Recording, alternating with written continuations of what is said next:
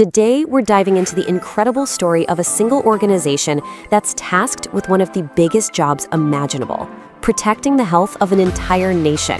This is the story of the Nigeria Center for Disease Control and Prevention, and honestly, it's a masterclass in how you can build a powerful shield against disease. I mean, just think about that for a second. Over 200 million people. When a disease breaks out in a country that vast, it can move like wildfire, putting millions and millions of lives at risk. So the question is, how on earth do you build a system to defend against that? Well, the answer really comes down to this one institution, the NCDC. You can think of it as the central nervous system for all of Nigeria's public health. And its story is one of vision, of resilience, and of course, of science in action. To really get why the NCDC was so absolutely necessary, we have to rewind the clock a bit.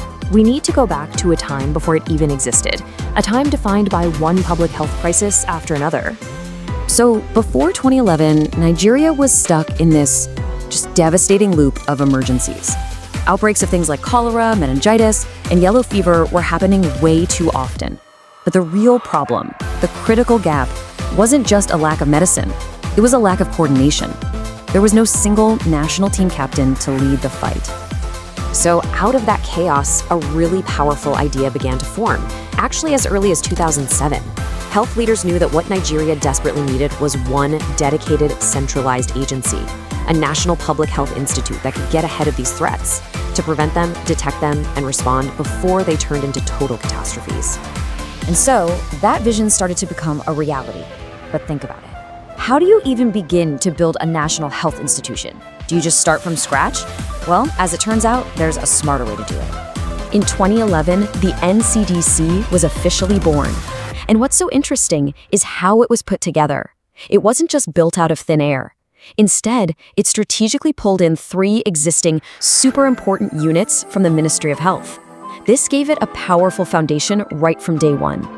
But okay, getting established was really just the first step. The next, and arguably harder phase, was all about turning the NCDC from just another government program into a true national powerhouse with real authority. And you can see that in those crucial early years, the NCDC just put its head down and got to work, building the essential plumbing of public health.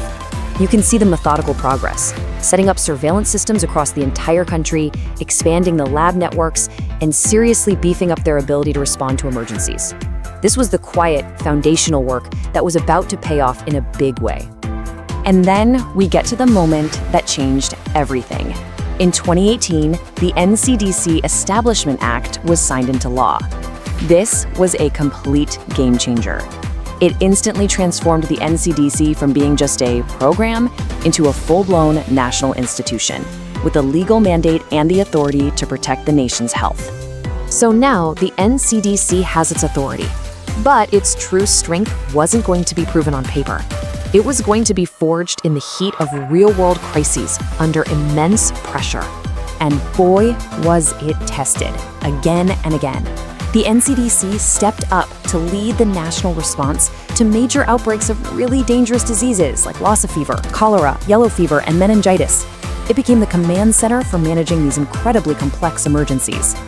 And by handling these crises so effectively, the NCDC earned something that's, well, priceless. It established itself as a trusted authority.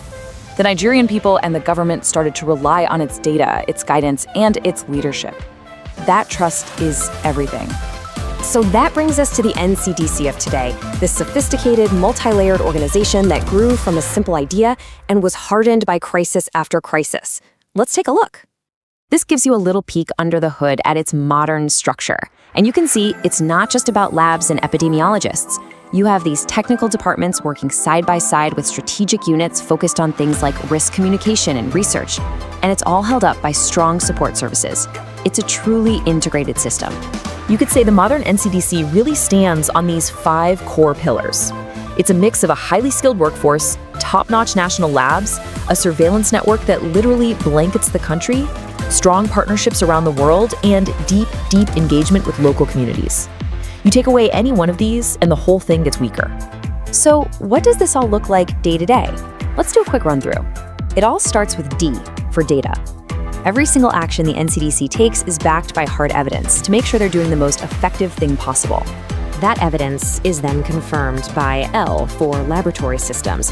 You've got to have fast, accurate diagnostics. It's the absolute backbone of their entire response.